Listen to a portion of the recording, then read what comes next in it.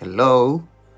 To keep your car's exterior clean and shining, start by washing it regularly with a mild car wash, soap, and clean water.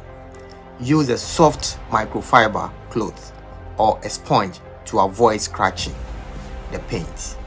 Remember to dry your car thoroughly with a clean towel to prevent water spots.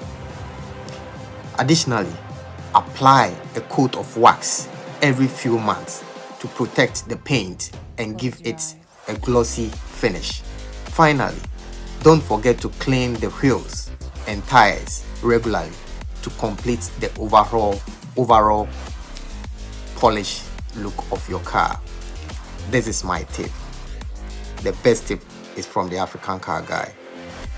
See you on the next video, and please don't forget to subscribe and also share for others to also know. Thank you.